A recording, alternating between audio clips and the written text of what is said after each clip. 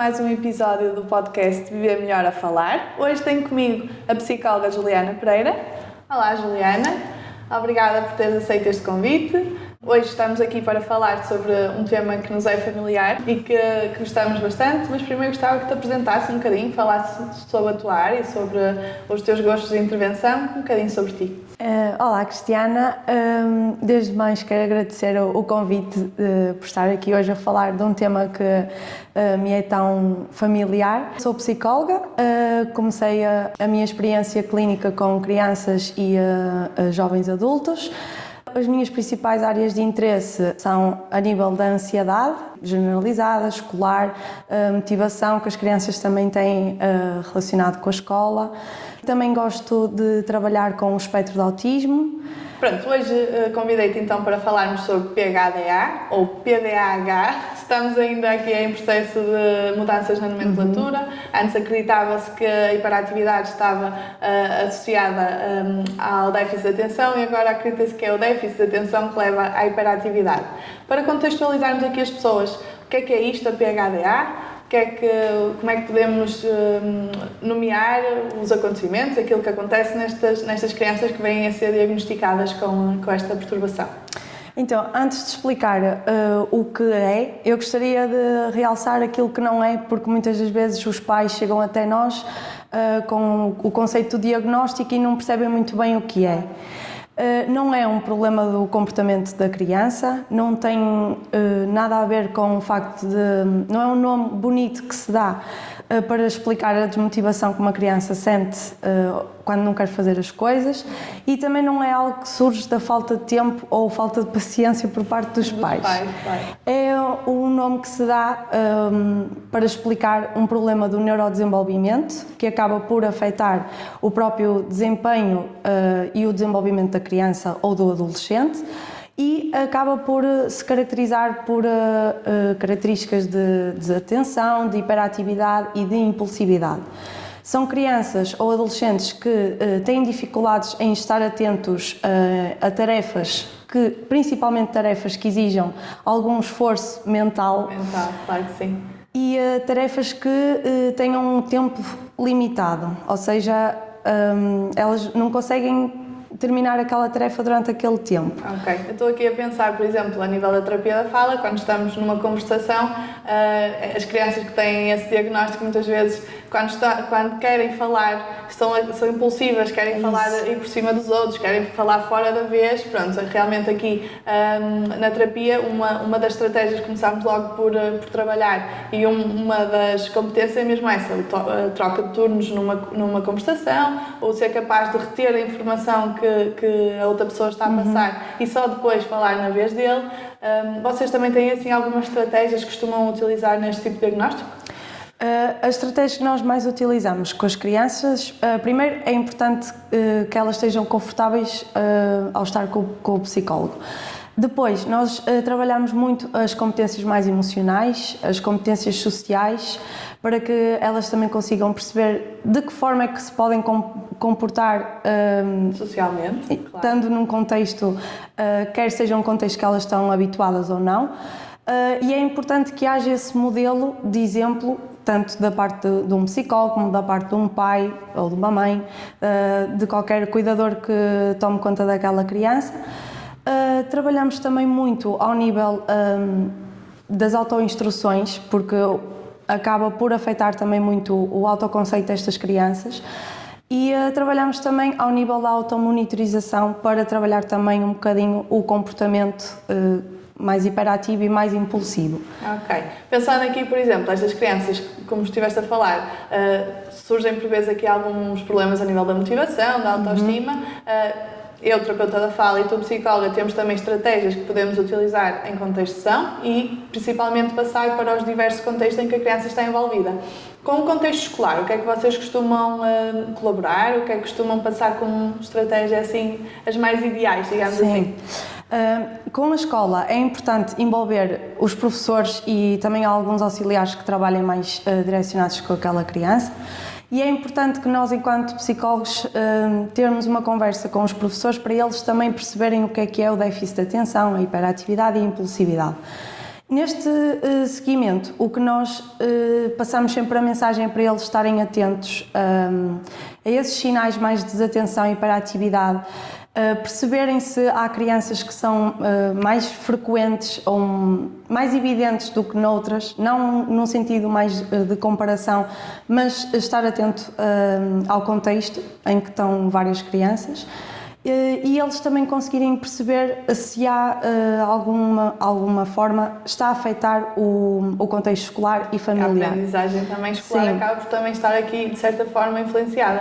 Pensando aqui dentro da terapia da fala, uma vez mais, crianças com este tipo de diagnóstico surgem muitas vezes dificuldades a nível da interpretação dos textos, quando estão a chegar ao fim de um texto já se esqueceram daquilo que foi lido atrás, ou então quando estão em grande grupo, aquelas tarefas de ver onde é que o outro está a acabar de ler, para ver quando é a vez dele de ler em grande grupo. Todas estas questões são aqui algumas que criam também na criança algum tipo de ansiedade e daí também a intervenção junto à psicologia. Na terapia da fala, neste tipo de contexto, quando há, por exemplo, esta perda ao longo da leitura, nós damos, por exemplo, a estratégia de marcar em cada linha, marcar com um significado, pode ser uma imagem, uma palavra, algo que a criança olhe para ali e faça reter a informação que foi lida até então. Vocês também têm algum tipo destes instrumentos ou destas pequenas pistas ao longo das atividades? Sim, nós também trabalhamos muito isso e era uma das estratégias que nós passamos também muito aos professores, é o auxílio no método de estudo, tal como disseste agora, o sublinhar, o retirar palavras-chave para que a criança consiga decorar assim, alguma. E também trabalhamos muito a própria modificação no contexto escolar. O deixar a criança mais perto do professor é importante.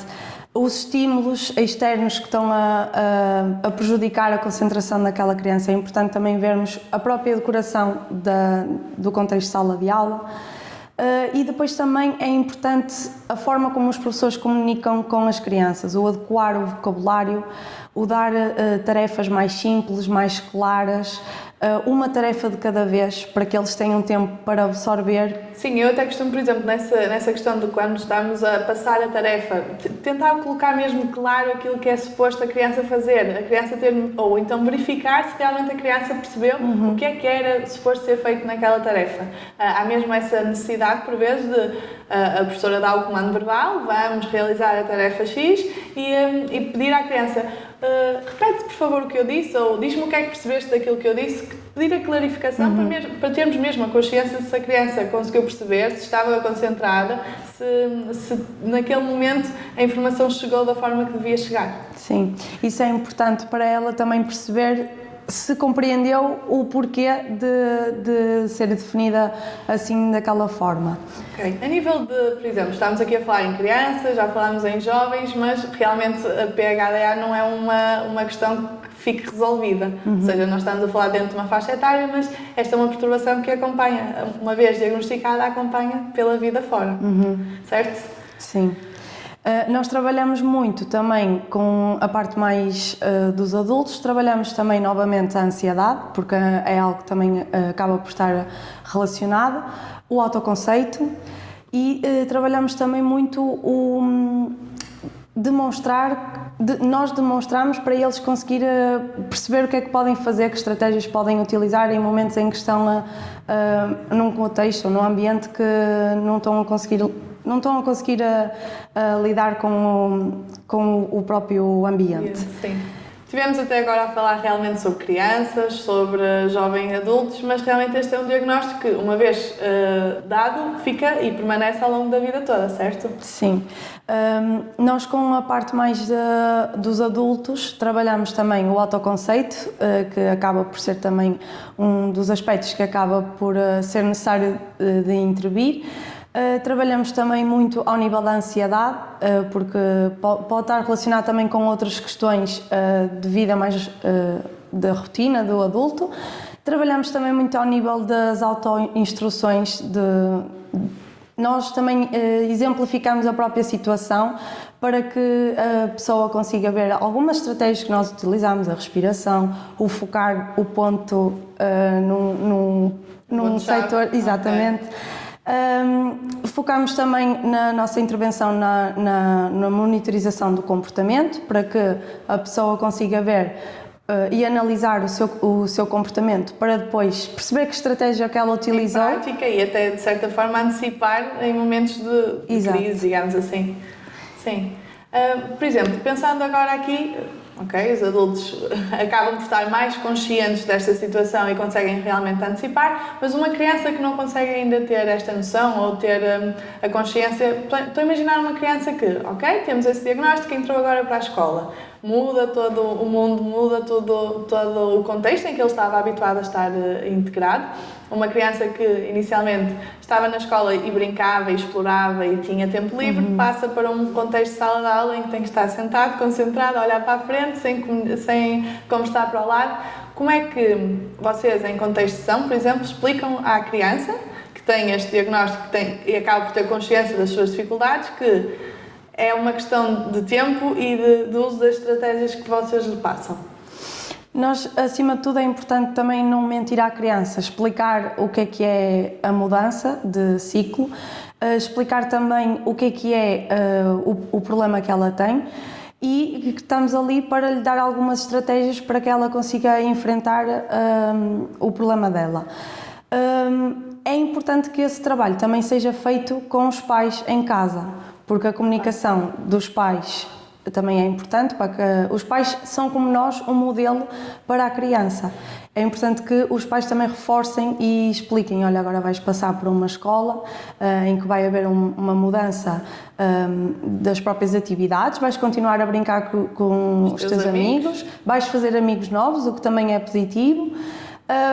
E é nesse sentido também dos pais também trabalharem um bocadinho em casa com as crianças. Claro.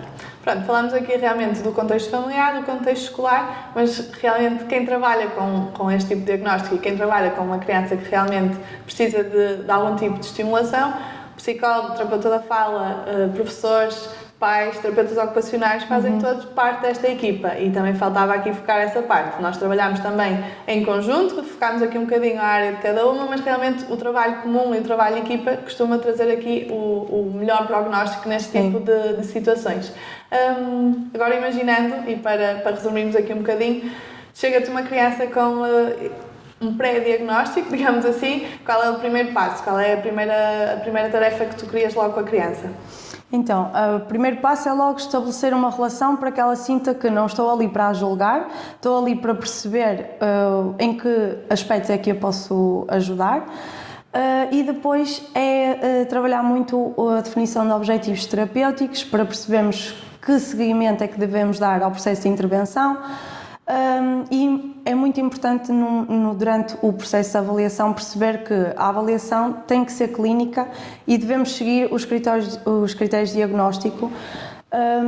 E é nesse sentido que nós também trabalhamos muito com outras áreas e por isso é que se diz que a avaliação tem que ser multidisciplinar para envolver a terapia da fala, para percebermos também outros aspectos que nós não percebemos tão bem, a parte da linguagem, por exemplo, das perturbações de aprendizagem. E a avaliação que nós fazemos é muito uma entrevista com uma criança, envolvemos os pais e a escola porque são dois contextos que são importantes. Sim, e que passam a maioria do tempo. Exatamente, conseguem-nos dar informação que nós não conseguimos ver num contexto de consulta. E depois também é muito importante e a chave também é a nossa observação em contexto natural ou em contexto de consulta, porque muitas das vezes em consulta a criança não demonstra os comportamentos que ela habitualmente tem. Eu costumo dizer que começa a avaliar uma criança a partir da sala de espera. Exatamente, porque é quando ela está mais à vontade. Sim, está no seu contexto natural. É isso. Assim. Pronto, então agora que conselho é que darias a uns pais, neste caso estamos a mencionar mais para a criança, aos pais que realmente têm aqui algum tipo de suspeita, que estão a iniciar aqui o processo de conhecimento da PHDA? O que eu aconselho sempre é procurarem ajuda. Dos especialistas. Exatamente. Psicólogos, terapeuta da fala, terapia ocupacional, a própria pediatria também é importante estar envolvida para percebermos alguma história que está para trás. Também serem o modelo da criança, porque ela aprende muito pela modelagem, pelo aquilo que ela vê e é importante que os pais brinquem, dediquem algum tempo à criança para que ela possa perceber como é que pode relacionar-se com os outros. É importante também, mais uma vez, os pais, todos os pais têm a sua rotina, muitas vezes chegam ao fim do dia já estão cansados do trabalho, mas é importante manter essa firmeza. Que está sempre ali uma criança. Exatamente. E que em momento algum devemos esquecer isso, e que o reforço positivo realmente tem aqui um papel importante neste tipo de situações. O autocontrole também da parte deles também é importante ser trabalhada, e adotarem estratégias que se calhar não tinham adotado ou não tinham pensado, o reforço positivo, algumas situações... Adaptações na rotina. Exatamente, é importante estabelecer uma rotina, estabelecer limites e explicar à criança porque é que isso está a acontecer, e perceber se a criança efetivamente entendeu porque é que foi estabelecido aquele limite e se percebeu o limite em si. Isso tudo junto é importante porque acaba por melhorar a própria rotina da criança e a relação familiar também. Ok, obrigada, Juliana. Espero ver-te aqui mais vezes. Até à próxima. Obrigada.